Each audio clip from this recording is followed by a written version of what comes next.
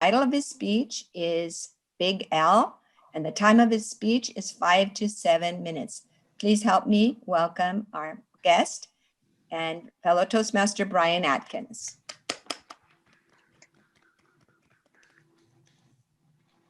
It was a beautiful summer day, and Coach Big Al was out on the football field throwing the football to all of his 12-year-old football players.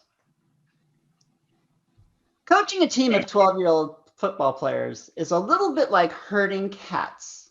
They have an attention span of about 5 seconds, and then it's, oh, look at the kitty. But Big Al had a special superpower when it came to working with 12-year-old boys.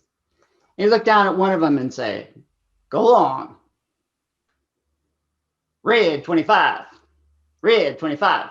And he'd cock his arm back and he'd let that ball sail. In the meantime, that little 12-year-old was running down the field as quickly as he could. And Big Al always threw the ball so that we had to dive for it. Diving for the football and doing a face plant into the grass and coming up with a mouth of dirt and grass was not a lot of fun. But every time we had a great catch, Big Al yelled out, "Woohoo, yes!" We love that attention. We crave that attention. We'd kill ourselves diving for the ball just to get that attention. We'd even dive for balls we didn't have to dive for just to get that attention.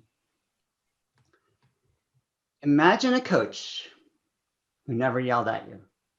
He'd say, Ryan, quick, you should have caught that ball. Get down and do 10 push-ups. And I do my 10 push-ups. This had a wonderful impact. The coach isn't yelling at me. I'm training myself not to make mistakes. And I'm building up my body.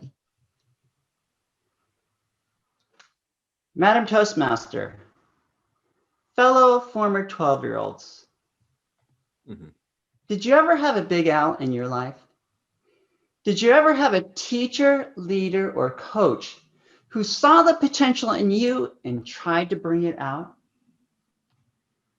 Big Al was 5'6", my height, 240 pounds, solid as an ox, and he looked like a big Winnie the Pooh with a whistle.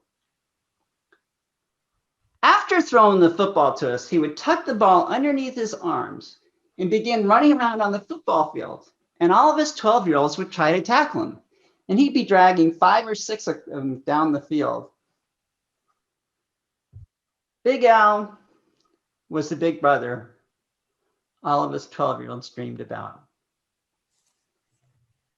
Who was the Big Al in your life? Who was the teacher, leader, or coach who knew that to get the very best out of you, they had to make it fun? Big Al brought the very best out of all of us 12-year-olds.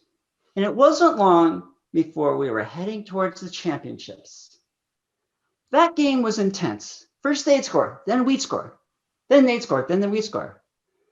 With 2 minutes left on the clock, we were ahead by 2 points. And I found myself the lone defender between their running back with the ball and our end zone. I put my head down and I started running towards him. He put his head down and started running towards me. I was so scared. Suddenly I had this dialogue going on in my head. It's like I got an angel on one side and a devil on the other. Devil. Ryan, dude, did you see the size of him? He's huge. He's big and hairy. He looks like King Kong. Go down, go down. Hey, angel. Ryan, the force is within you. Use the force, Brian. Pow, he plowed right into me, over and into the end zone, putting their team in the lead. I was so ashamed. Big Al never yelled at me. He just said, Atkins, sit this one out.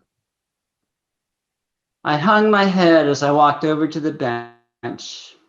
And there was my best friend, Scott Markell. He, on the other hand, had no trouble at all yelling at me. Brian, dude, what are you doing? You let him score. You let him get in the lead. I felt so ashamed.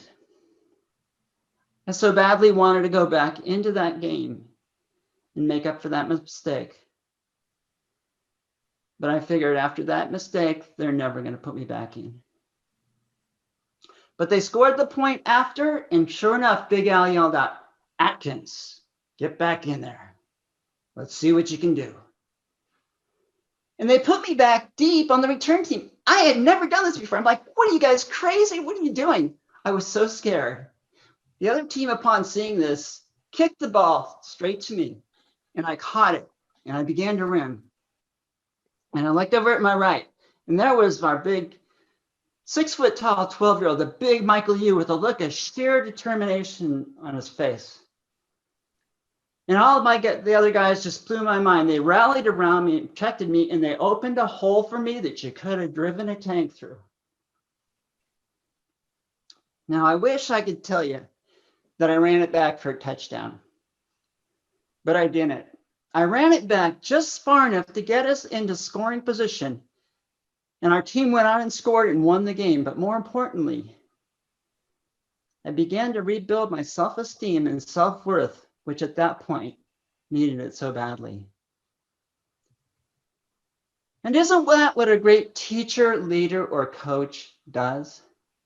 They look around for opportunities for you to succeed, and they push you out there, and you go out there and you get knocked down, and they help pick you back up, and they push you back out there, and you go out there and you get knocked down, and you continue to do this over and over until you begin to see the potential that is within you, and you have a breakthrough.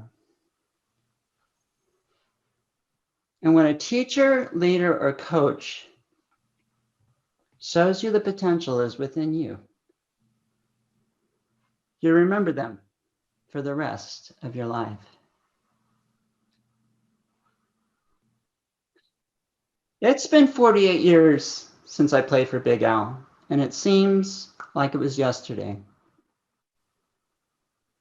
I will never forget Big Al. He changed my life. Who was the Big Al in your life? Madam Toastmasters.